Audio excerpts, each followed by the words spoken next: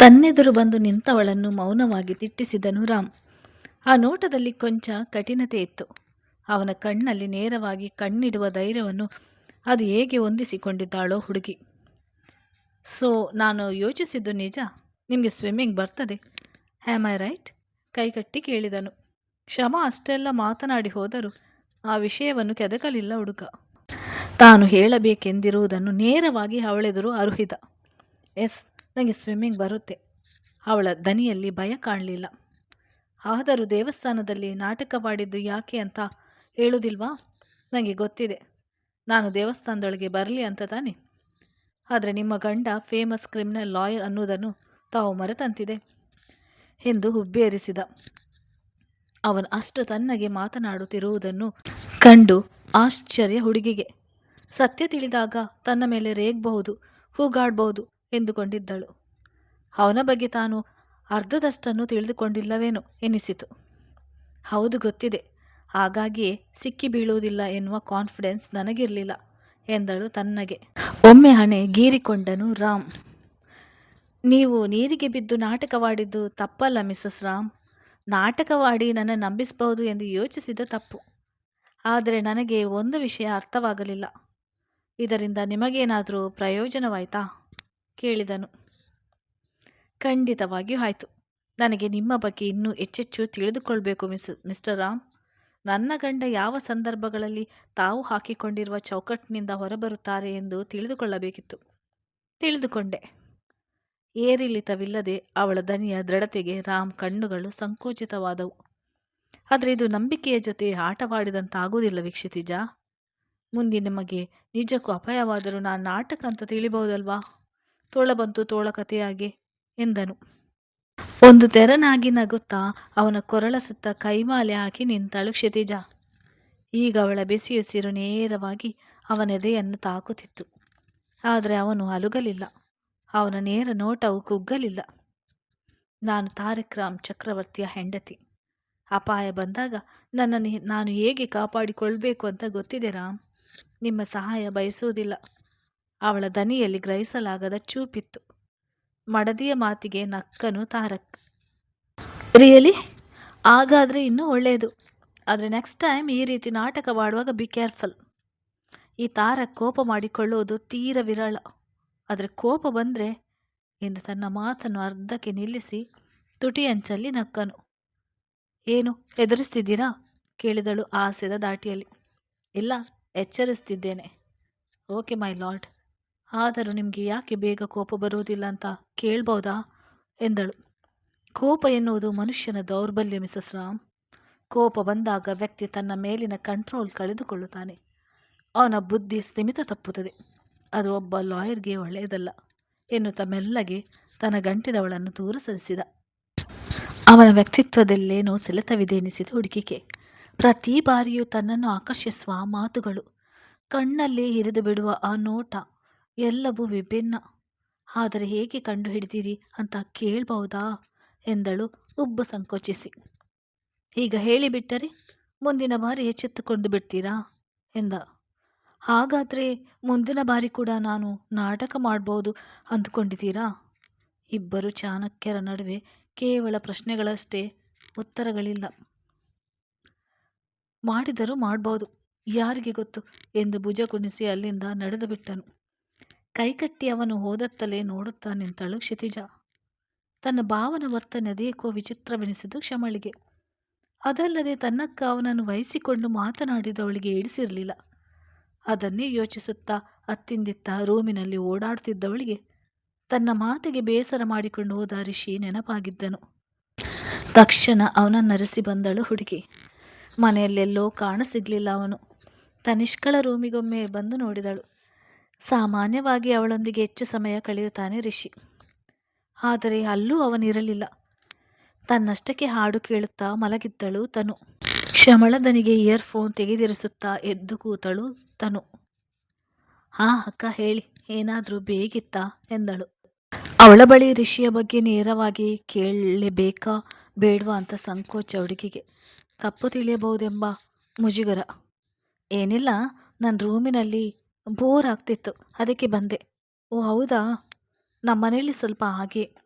ಎಲ್ಲರೂ ಅವರ ಕೆಲಸವೆಷ್ಟು ಅಷ್ಟನ್ನು ಮಾತ್ರ ನೋಡಿಕೊಳ್ತಾರೆ. ಅದಕ್ಕೆ ಬೋರ್ ಆಗುತ್ತೆ. ರಿಷಿ ಅಣ್ಣ ಬಂದರೆ ಅವನ ಜೊತೆ ಆಟ ಆಡ್ಬೋದು, ಟೈಮ್ ಸ್ಪೆಂಡ್ ಮಾಡ್ಬೋದು. ಅವನ ಜೊತೆಗಿದ್ರೆ ಸಮಯ ಹೋಗುವುದೇ ತಿಳಿಯುವುದಿಲ್ಲ ಗೊತ್ತಾ ಎಂದಳು ಕಣ್ಣರಳಿಸಿ. ಅವಳೇ ಅವನ ಬಗ್ಗೆ ಮಾತು ತೆಗೆದದ್ದು ಕ್ಷಮಳಿಗೆ ಅವನನ್ನು ತಲುಪುವುದು ಸುಲಭವೆನಿಸಿತು. ಓ, ಅವರನ್ನು ಸ್ವಲ್ಪ ಹೊತ್ತಿನ ಮುಂಚೆ ಕಂಡಾಗಿತ್ತು. ಎಲ್ಲಿ ಹೋದ್ರು ಕೇಳಿದಳು. ಆದರೂ ಅವನ ಬಗ್ಗೆ ಕೇಳುವಾಗ ಅವಳ ಕಣ್ಣುಗಳು ಮಿನುಗಿದ್ದನ್ನು ಸದ್ದಿಲ್ಲದೆ ಗ್ರಹಿಸಿಬಿಟ್ಟಿದ್ದಳು ತನು. ಹೌದು ಅಕ್ಕ, ಬಂದಿದ್ದ. ಅದೆಲ್ಲಿ ಹೋದನೋ ಗೊತ್ತಿಲ್ಲ. ಅವನ ಮನೆಗೆ ಹೋಗಿರ್ಬೋದು ಎಂದಳು. ಮನೆನಾ? ಅವರಿಗೂ ಫ್ಯಾಮಿಲಿ ಇದೆಯಾ? ಆದರೆ ನಾನು ಕಂಡ ಹಾಗೆ ಅವರು ಯಾವಾಗಲೂ ಭಾವನ ಜೊತೆಯಲ್ಲೇ. ಇಲ್ಲ ಅಕ್ಕ, ಅವನಿಗೆ ಫ್ಯಾಮಿಲಿ ಇಲ್ಲ. ಅವನಿಗೆ ತಂದೆ ತಾಯಿ ಯಾರೂ ಇಲ್ಲ. ಚಿಕ್ಕಂದಿನಿಂದಲೂ ಅವನು ಇಲ್ಲೇ ಬೆಳೆದದ್ದು. ಅವನು ಈ ಮನೆಗೆ ಹೇಗೆ ಬಂದ ಅಂತ ಗೊತ್ತಿಲ್ಲ ಅಕ್ಕ. ಅದರ ಬಗ್ಗೆ ನಾನು ಯಾವತ್ತೂ ತಿಳಿದುಕೊಳ್ಳಲು ಬಯಸಲಿಲ್ಲ. ಅವನು ಅನಾಥ ಎನ್ನುವುದು, ನೆನಪಿಸಬಾರ್ದು ಎನ್ನುವುದು ಅಣ್ಣನ ಮಾತು. ಅದಕ್ಕೆ ನಾನು ಅವನ ಬಳಿ ಇದನ್ನೆಲ್ಲ ಕೇಳಿದವಳಲ್ಲ. ಅವನು ನಮ್ಮೊಂದಿಗೆ ಬೆಳೆದು ದೊಡ್ಡವನಾದ. ಅವನಿಗೆ ಕೆಲಸ ಸಿಕ್ಕ ಮೇಲೆ ಅಣ್ಣ ಎಷ್ಟು ಹೇಳಿದರೂ ಕೇಳದೆ ಈ ಮನೆಗೆ ಇನ್ನು ಹೊರೆಯಾಗುವುದು ಇಷ್ಟವಿಲ್ಲ ಅಂತ ಅಪಾರ್ಟ್ಮೆಂಟ್ನಲ್ಲಿ ಮನೆ ಮಾಡಿದ್ದಾನೆ. ಅವನಲ್ಲೇ ಇರ್ತಾನೆ, ಆದರೆ ಹೆಚ್ಚು ಸಮಯ ಅಣ್ಣನ ಜೊತೆ ಕಳೆಯುತ್ತಾನೆ. ತುಂಬ ವಿಶೇಷವಾದ ಬಾಂಡಿಂಗ್ ಅವರಿಬ್ಬರದು ಎಂದಳು. ವಿಷಯ ತಿಳಿದು ಒದ್ದಾಡಿ ಹೋಯಿತು ಅವಳ ಮನಸ್ಸು. ಸತ್ಯ ಅರಿಯದೆ ಅವನಿಗೆ ಬೇಸರ ಉಂಟು ಮಾಡಿದಳಲ್ಲ. ಆ ಪಶ್ಚಾತ್ತಾಪವನ್ನು ಹೆಚ್ಚು ಹೊತ್ತು ಮನದಲ್ಲಿ ಬೇಯಲು ಬಿಡಲಾರಳು. ಅವನನ್ನು ಹೇಗಾದರೂ ಸಂಪರ್ಕಿಸಲೇಬೇಕಿತ್ತು. ಅವನಲ್ಲಿ ಕ್ಷಮೆ ಕೇಳಬೇಕಿತ್ತು. ಅವರ ನಂಬರ್ ಕೊಡ್ತೀರಾ?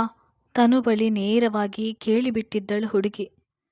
ಆಶ್ಚರ್ಯವಾದರೂ ಹೆಚ್ಚು ತೋರಕೊಡದೆ ಅವನ ನಂಬರ್ ಕೊಟ್ಟಿದ್ದಳು ತನು. ಅಂದು ತಾರಕ್ನನ್ನು ಹುಡುಕಿ ಯಾರೋ ಮನೆಗೆ ಬಂದಿದ್ದರು. ವಯಸ್ಸು ಸುಮಾರು 55ರಿಂದ 60 ಇರ್ಬೋದು. ಆದರೆ ತಾರಕ್ ಕೆಲಸದ ಮೇಲೆ ಹೊರಗೆ ಹೋಗಿದ್ದ. ಅವರನ್ನು ಉಪಚರಿಸುವ ಜವಾಬ್ದಾರಿ ಕ್ಷಿತಿಜಳ ಮೇಲೆ ಬಿದ್ದಿತ್ತು. ಯಾರು ನೀವು? ಯಾರು ಯಾರು ಬೇಕಿತ್ತು ನಿಮಗೆ? ಬಾಗಿಲು ತೆರೆಯುತ್ತಲೇ ಕೇಳಿದಳು ಒಬ್ಬುಗಂಟೆಕ್ಕೆ. ನನ್ನ ಹೆಸರು ಮಹೇಂದ್ರ ಪುರಾಣಿಕ್. ತಾರಕ್ ಅವರನ್ನು ನೋಡಬೇಕಿತ್ತು. ಅವರು ಮನೇಲಿದ್ದಾರಾ ಕೇಳಿದರು. ಆತನ ಬಾಯಲ್ಲಿ ಗಂಡನ ಹೆಸರು ಕೇಳುತ್ತಿದ್ದಂತೆ ಬನ್ನಿ ಒಳಗೆ, ಅವರು ಹೊರಗೆ ಹೋಗಿದ್ದಾರೆ, ಸ್ವಲ್ಪ ಹೊತ್ತಲ್ಲಿ ಬರ್ತಾರೆ ಎಂದು ಅವರನ್ನು ಬರಮಾಡಿಕೊಂಡು ಕೂರಲು ಹೇಳಿ ತಾರಕ್ಗೆ ಕರೆ ಮಾಡಿ ವಿಷಯ ತಿಳಿಸಿದಳು. ಯಾವುದೋ ಕೇಸ್ನ ಬಗ್ಗೆ ಮಾತನಾಡಲು ಬಂದಿರುವರೆಂದು ತಿಳಿದು ಹೋಗಿತ್ತು ಕ್ಷಿತಿಜಳಿಗೆ. ಕರೆ ಮಾಡಿದ 10 ನಿಮಿಷದಲ್ಲಿ ಮನೆಗೆ ಬಂದಿದ್ದನು ರಾಮ್. ಕ್ಷಿತಿಜ, ನಾವು ಡೆನ್ನಲ್ಲಿ ಮಾತನಾಡ್ತಿರ್ತೇವೆ, ಕಾಫಿ ಸಿಗ್ಬೋದಾ ಎಂದ. ಶೋರ್ ರಾಮ್ ಎಂದು ಅಡುಗೆ ಮನೆಗೆ ನಡೆದಳು. ಬೇಗನೆ 2 ಲೋಟ ಕಾಫಿ ಮಾಡಿ ಅವರ ಬಳಿಗೆ ಕೊಂಡೊಯ್ದಳು. ಆದರೆ ಅವರ ಮಾತುಗಳು ಅವಳನ್ನು ಒಳ ಹೋಗದಂತೆ ತಡೆಯಿತು. ಡೆನ್ ರೂಮ್ ಹೊರಗೆಯೇ ನಿಂತು ಅವರ ಮಾತುಗಳನ್ನು ಕೇಳುತ್ತಿದ್ದಳು. ಅವರ ಮಾತುಗಳಿಗೆ ಕಿವಿಯಾದಳು. ನನ್ನ ಮಗ ತಪ್ಪು ಮಾಡಿದ್ದಾನೆ ಅಂತ ಗೊತ್ತು. ಆದರೆ ವರ್ಷಗಟ್ಟಲೆ ಅವನನ್ನು ಜೈಲಿನಲ್ಲಿ ಕೊಳೆಯಲು ಬಿಡೆಯಲು ಸಾಧ್ಯವಿಲ್ಲ. ಅವನ ಹೆಂಡತಿಯ ಕೊಲೆ ಮಾಡಿದ್ದಾನೆ ನಿಜ, ಆದರೆ ಅದು ಕುಡಿದ ನಶೆಯಲ್ಲಿ ಮಾಡಿದ್ದು. ಹೇಗಾದರೂ ಸರಿ, ಅವನು ಹೊರ ಬರಲೇಬೇಕು. ಪ್ಲೀಸ್, ನನ್ನ ಮಗನನ್ನು ಹೇಗಾದರೂ ಕಾಪಾಡಿ ಎಂದು ಕೇಳಿಕೊಳ್ಳುತ್ತಿದ್ದನು ಆ ವ್ಯಕ್ತಿ. ಕ್ಷಿತಿಜಾಳ ಕಿವಿಗಳು ಮತ್ತಷ್ಟು ಚುರುಕಾದವು. ರಾಮ್ ಏನು ಉತ್ತರಿಸಬಹುದೆಂಬ ಕುತೂಹಲದಿಂದ ಕಾದಳು. ನಿಮಗ ಯಾರನ್ನು ಸಾಯಿಸಿದ, ಹೇಗೆ ಸಾಯಿಸಿದ ಎನ್ನುವುದನ್ನು ನೀವು ಹೇಳುವುದೇನು ಬೇಡ. ಅದನ್ನು ನಾನು ನೋಡಿಕೊಳ್ತೇನೆ. ಫೀಸ್ ಎಷ್ಟು ಕೊಡ್ತೀರಾ ಅದನ್ನು ಮಾತ್ರ ಹೇಳಿ ಎಂದನು ಪೇಪರ್ ವೈಟ್ ತಿರುಗಿಸುತ್ತಾ. ಕ್ಷಿತಿಜಾಳ ಮನಸ್ಸು ಬೇಸರದಿಂದ ಇಡಿಯಷ್ಟಾಯಿತು.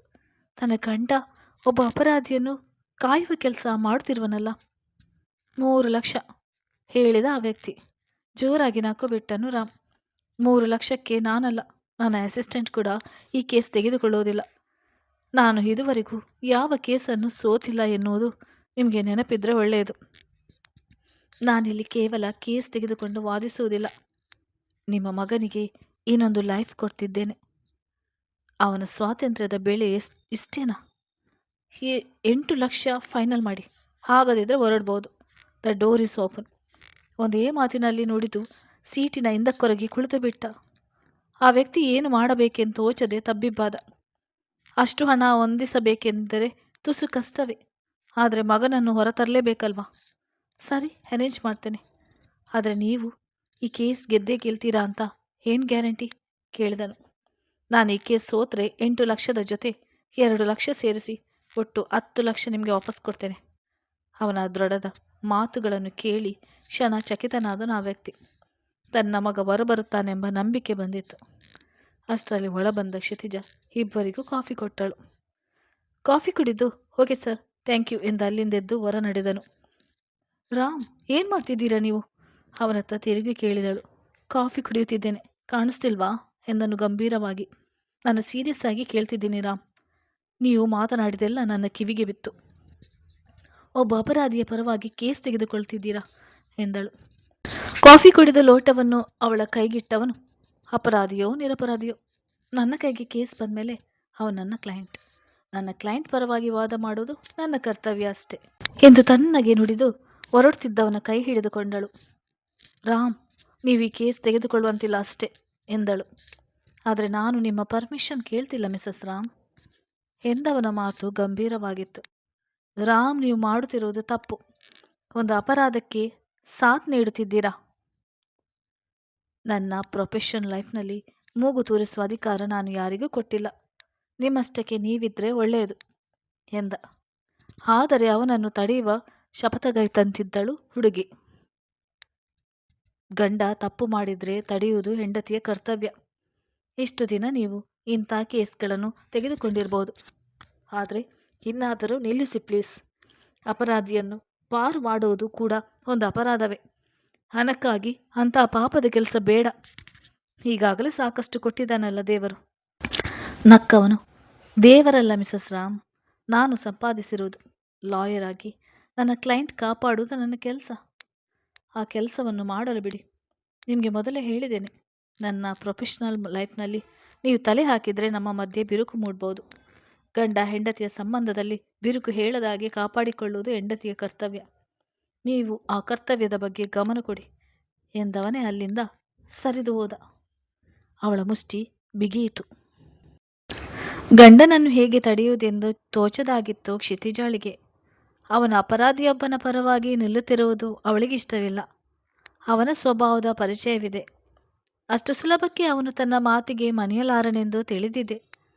ಅವನು ವೃತ್ತಿಯ ವಿಚಾರದಲ್ಲಿ ಎಷ್ಟು ಕಟ್ಟುನಿಟ್ಟೆಂದು ಮೊದಲ ರಾತ್ರಿಯಂದೇ ಅರ್ಥವಾಗಿದೆ. ಏನು ಮಾಡೋದೆಂದು ತೋಚದೆ ರೂಮಿನಲ್ಲಿ ಅತ್ತಿಂದಿತ್ತ ಓಡಾಡುತ್ತಿರುವಾಗ ಅಕ್ಕನನ್ನು ಅರಸಿ ಬಂದಳು ಕ್ಷಮ. ಅಕ್ಕ, ನಾನು ಇವತ್ತೇ ಮನೆಗೆ ಹೊರಡ್ತೇನೆ. ಹೆಚ್ಚು ದಿನ ಇಲ್ಲಿರುವುದು ಸರಿ ಕಾಣುವುದಿಲ್ಲ ಎಂದಳು. ರಾಮ್ ಮುಂದೆ ಅವಳನ್ನು ಬೈದಿದ್ದಕ್ಕೆ ಬೇಸರ ಮಾಡಿಕೊಂಡು ಹೊರಡಲು ಅವಸರಿಸುತ್ತಿರುವಳೆಂದು ಬಗೆದಳು ಕ್ಷಿತಿಜ. ಇದ್ದಕ್ಕಿದ್ದಂತೆ ಯಾಕೆ ಕ್ಷಮ, ನೀನು ನಾಡಿದ್ದು ಹೊರಡುವವಳಿದ್ದೆ ಅಲ್ವಾ? ಯಾಕೆ ನಾನು ನಿಂಗೆ ಬೈದೆ ಅಂತ ಬೇಜಾರನ? ಸಾರಿ ಕ್ಷಮ. ಆದರೆ ಆಗ ನನಗೆ ಕೋಪ ಬಂದಿದ್ದು ಸತ್ಯ. ಯಾಕೆಂದರೆ ಅಲ್ಲಿ ರಾಮ್ ಅವರದ್ದು ಏನು ತಪ್ಪಿರಲಿಲ್ಲ. ಅವರ ಜೊತೆ ಈಜು ಬರುವುದಿಲ್ಲ ಅಂತ ಸುಳ್ಳು ಹೇಳಿದ್ದೆ.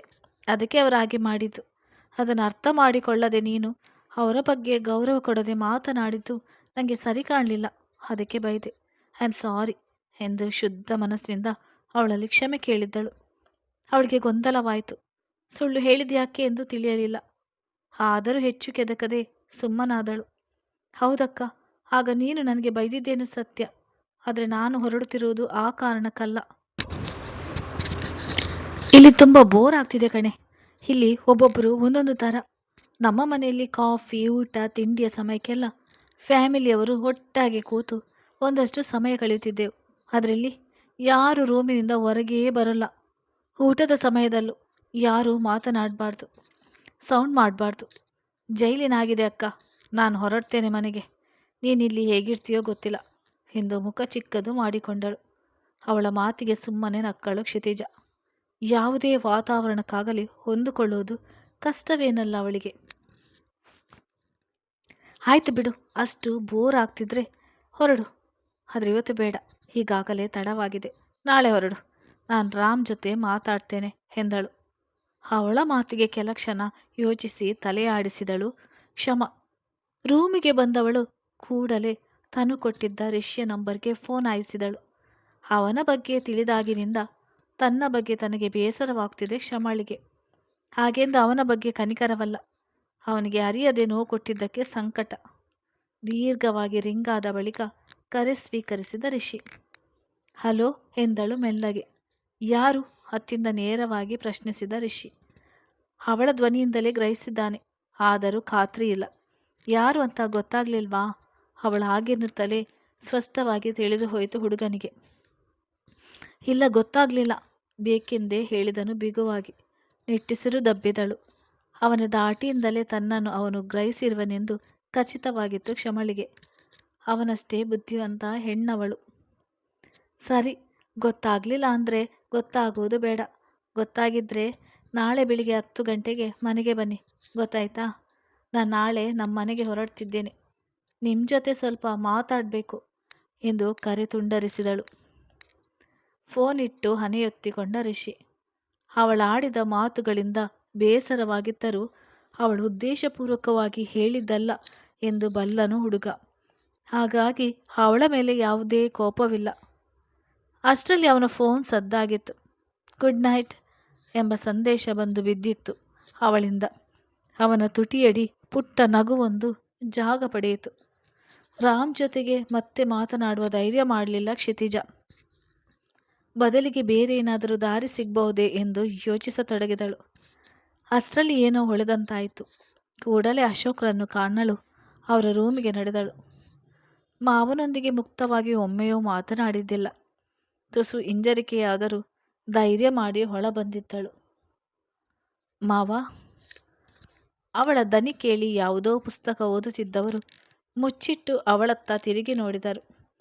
ಸೊಸೆಯನ್ನು ಕಂಡು ಅವರ ಮೊಗದಲ್ಲಿ ಪುಟ್ಟ ನಗು ಮೂಡಿತು. ಓ ಕ್ಷಿತಿಜ, ಬಾರಮ್ಮ ಎಂದು ಅಕ್ಕರಿಂದ ಬಳಿ ಕರೆದರು. ಈಗ ಅವಳ ಮುಜುಗರ ಕೊಂಚ ಕರಗಿತು. ನಸುನಗುತ್ತಲೇ ಅವರ ಪಕ್ಕ ಬಂದು ಕುಳಿತುಕೊಂಡಳು. ಅತ್ತೆ ಎಲ್ಲಿ ಮಾವ ಕೇಳಿದಳು. ತನ್ನ ಅತ್ತೆಯ ಬಗ್ಗೆ ಗೊತ್ತಿದ್ದೇ ಅವಳಿಗೆ.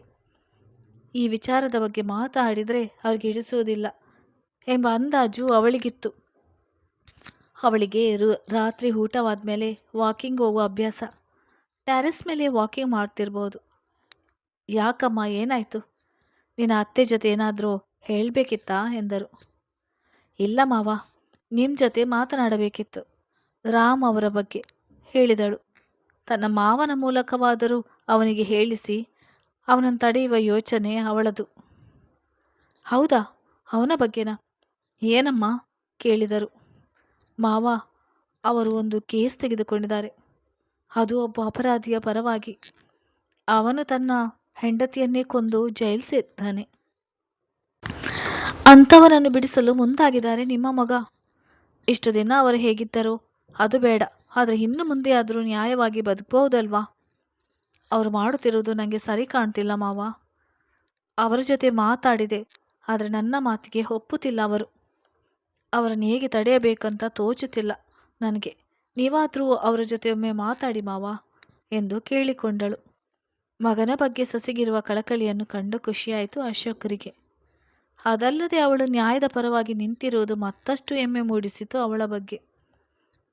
ಆದರೆ ಅವರು ಅಸಹಾಯಕರು. ನಿನ್ನ ಮಾತು ಕೇಳಿ ತುಂಬ ಖುಷಿಯಾಯಿತು ಪುಟ್ಟ. ಆದರೆ ಅವನು ಈ ವಿಚಾರದಲ್ಲಿ ಯಾರ ಮಾತನ್ನು ಕೇಳುವುದಿಲ್ಲ. ಸ್ವತಃ ಅವನ ತಾಯಿಯ ಮಾತನ್ನೂ ಕೇಳುವುದಿಲ್ಲ. ನಮಗೂ ಗೊತ್ತಿದೆ ಅವನಿಂಥ ಕೇಸ್ ತೆಗೆದುಕೊಳ್ಳುತ್ತಿರುವುದು ಇದೇನು ಮೊದಲಲ್ಲ. ನನಗೆ ಪ್ರತಿ ಬಾರಿ ನೋವಾಗ್ತಿದೆ ಕ್ಷಿತಿಜ. ಇವನು ಬದಲಾಗಲಿ ಅಂತ ಬಯಸ್ತೇನೆ. ಆದರೆ ಅವನು ಒಳ್ಳೆಯ ವಕೀಲನಾಗಿದ್ದಾನೆಯೇ ಹೊರತು ಪ್ರಾಮಾಣಿಕ ವಕೀಲನಾಗಿಲ್ಲ. ಮತ್ತು ಇದರ ಬಗ್ಗೆ ಅವನ ಜೊತೆ ವಾದ ಮಾಡುವ ಧೈರ್ಯ ಈ ಮನೆಯಲ್ಲಿ ಯಾರಿಗೂ ಇಲ್ಲ. ಇದರ ವಿರುದ್ಧ ಅವನ ಮುಂದೆ ನಿಂತು ನೀನು ಮಾತನಾಡ್ತೀಯ ಅಂದರೆ ತುಂಬ ಖುಷಿ ಆಗ್ತಿದೆ. ಆದರೆ ಈ ಪ್ರಯತ್ನದಲ್ಲಿ ನೀನು ಗೆಲ್ಲದಿರಬಹುದು. ಆದರೆ ಪ್ರಯತ್ನವನ್ನು ಬಿಡಬೇಡ. ಮುಂದೊಂದಿನ ಖಂಡಿತ ಅವನು ನಿನ್ನ ಮಾತು ಕೇಳಿ ಅನ್ಯಾಯದ ಪರ ನಿಲ್ಲುವುದನ್ನು ಬಿಡಬಹುದು. ಸಾರಿ ಮಗಳೇ, ನನಗೂ ಸಹಾಯ ಮಾಡುವ ಆಸೆ, ಆದರೆ ಆಗೋದಿಲ್ಲ ಎಂದರು. ಅವರ ಮಾತು ಕೇಳಿ ನಿರಾಸೆಯಾಯಿತು ಕ್ಷಿತಿಜಳಿಗೆ. ಅವರಿಂದಲೂ ಯಾವುದೇ ಸಹಾಯ ಸಿಗಲಿಲ್ವಲ್ಲ? ಪರವಾಗಿಲ್ಲ ಮಾವ, ಇದರ ಬಗ್ಗೆ ನೀವು ಅವರ ಜೊತೆ ಮಾತನಾಡಲಿಲ್ಲ ಅಂದರೂ ಚಿಂತೆ ಇಲ್ಲ. ನೀವು ನನ್ನ ಜೊತೆ ನಿಲ್ತೇನೆ ಅಂತ ಭರವಸೆ ಕೊಟ್ಟರೆ ಸಾಕು ಎಂದಳು. ಆಯ್ತಮ್ಮ, ನಿನ್ನ ಜೊತೆ ನಾನು ಯಾವಾಗಲೂ ಇರ್ತೇನೆ. ಅವನ ತಪ್ಪಿನ ಬಗ್ಗೆ ಮಾತನಾಡುವವರು ಒಬ್ಬರಾದರೂ ಈ ಮನೆಗೆ ಬಂದ್ರಲ್ಲ, ಅಷ್ಟೇ ಸಾಕು. ನೀನು ಅವನನ್ನು ತಿದ್ದುತ್ತೀಯಾ ಅನ್ನೋ ನಂಬಿಕೆ ನನಗಿದೆ. ಅವರು ಕೊಟ್ಟ ಆ ಭರವಸೆ ಅವಳಿಗೆ 100 ಆನೆ ಬಲ ಸಿಕ್ಕಂತಾಗಿತ್ತು. ಥ್ಯಾಂಕ್ ಯು ಸೋ ಮಚ್ ಮಾವ. ಓಕೆ, ಹಿಂಗೆ ಮಲಗಿ, ಗುಡ್ ನೈಟ್ ಎಂದು ಚಂದದ ನಗು ನೀಡಿ ರೂಮಿಗೆ ಬಂದಳು. ರೂಮಿನಲ್ಲಿ ಅವನೆಲ್ಲೂ ಕಾಣಲಿಲ್ಲ. ಬಾತ್ರೂಮ್ನಲ್ಲಿ ಕೇಳಿ ಬಂದ ಜುಳ್ಜುಳು ಸದ್ದು ಅವನು ಮುಖ ತೊಳೆಯುತ್ತಿರುವ ಸೂಚನೆ ಕೊಟ್ಟಿತ್ತು. ನಿಟ್ಟುಸಿರು ದಬ್ಬಿ ಹಾಸಿಗೆ ಮೇಲೆ ಕೂತಳು ಕ್ಷಿತಿಜ. ಎಂಥವರನ್ನೇ ಆದರೂ ಭಾವನಾತ್ಮಕವಾಗಿ ಕಟ್ಟಿಹಾಕ್ಬೋದು. ಆದರೆ ರಾಮ್ ವಿಚಾರದಲ್ಲಿ ಆದಷ್ಟು ಸುಲಭವಲ್ಲವೆಂದು ಗೊತ್ತಿತ್ತು ಅವಳಿಗೆ. ಆದರೂ ಅವಳ ಬಳಿ ಉಳಿದ ಕೊನೆಯ ಅಸ್ತ್ರ ಅದೊಂದೇ. ಅಷ್ಟರಲ್ಲಿ ಮುಖ ಒರೆಸುತ್ತಾ ಬಾತ್ರೂಮ್ನಿಂದ ಹೊರಬಂದನು ತಾರಕ್. ಯಾವುದೇ ಜಗಳವಾಗಲಿ ಕಲಹವಾಗಲಿ ಮನಸ್ಸಲ್ಲಿಟ್ಟುಕೊಳ್ಳೋದಿಲ್ಲ ರಾಮ್. ಹಾಗೆ ಇಟ್ಟುಕೊಂಡರೂ ಅನವಶ್ಯಕವಾಗಿ ಹೊರಗೆ ತೋರ್ಪಡಿಸುವುದಿಲ್ಲ. ನೀವಿನ್ನು ಮಲಗಿಲ್ವಾ? ಆಗಲೇ ರೂಮಿನಲ್ಲಿರಲಿಲ್ಲ, ಎಲ್ಲಿ ಹೋಗಿದ್ರಿ? ಕನ್ನಡಿಯ ಮುಂದೆ ನಿಂತು ಮುಖ ಒರೆಸಿಕೊಳ್ಳುತ್ತಾ ಸಹಜವಾಗಿ ಕೇಳಿದನು. ಆದರೆ ಉತ್ತರಿಸಲಿಲ್ಲ ಕ್ಷಿತಿಜ. ತನ್ನಷ್ಟಕ್ಕೆ ತಲೆದಿಂಬನ್ನು ಸರಿಯಾಗಿ ಜೋಡಿಸುತ್ತಾ ಮಲಗಲು ಸಿದ್ಧವಾಗುತ್ತಿದ್ದಳು. ಅವಳತ್ತ ತಿರುಗಿ ನೋಡಿದನು. ಫೈನ್, ಮಾತನಾಡಬಾರ್ದಂತ ಡಿಸೈಡ್ ಮಾಡಿರುವಾಗಿದೆ. ಹನಿಮೂನ್ ಟಿಕೆಟ್ ಬುಕ್ ಮಾಡಿದ್ದೆ, ವೇಸ್ಟ್ ಆಯಿತು. ಅವಳ ಮುಖದಲ್ಲಿ ನಗು ಮೂಡಿಸಲು ಯತ್ನಿಸಿದ.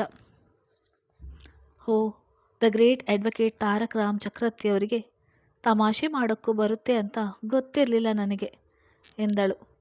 ದಾಟಿಯಲ್ಲಿ ವ್ಯಂಗ್ಯವಿದ್ದರೂ ಮಾತಿನಲ್ಲಿ ಕೋಪವಿತ್ತು. ಈಗ ಗೊತ್ತಾಯ್ತಲ್ಲ.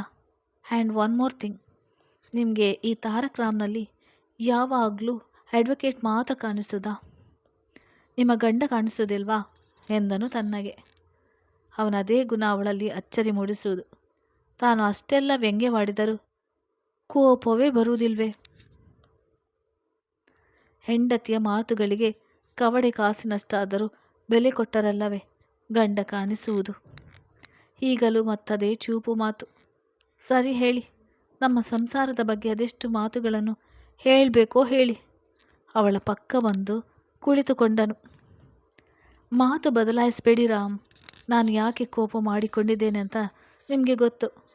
ನನ್ನ ಜೊತೆ ನೀವು ಏನಂತ ಹೇಳಿದ್ರಿ ಅಂತ ಮರೆತು ಬಿಟ್ರಾ? ನೀವು ನನಗೋಸ್ಕರ ಬದಲಾಗಬೇಡಿ. ನನ್ನಲ್ಲಿ ಏನಾದರೂ ತಪ್ಪು ಕಂಡರೆ ಹೇಳಿ, ನಾನು ಬದಲಾಯಿಸಿಕೊಳ್ತೇನೆ ಅಂದಿದ್ರಿ. ಈಗ ನಾನು ಅದನ್ನೇ ಅಲ್ವಾ ಹೇಳುತ್ತಿರುವುದು. ನೀವು ಮಾಡುತ್ತಿರುವುದು ಸರಿಯಲ್ಲ ಅಂತ ಹೇಳ್ತಾ ಇದ್ದೀನಿ. ನೀವ್ಯಾಕೆ ಬದಲಾಗುವುದಿಲ್ಲ? ಅವನ ಕಣ್ಣಲ್ಲಿ ಕಣ್ಣಿಟ್ಟು ಕೇಳಿದಳು.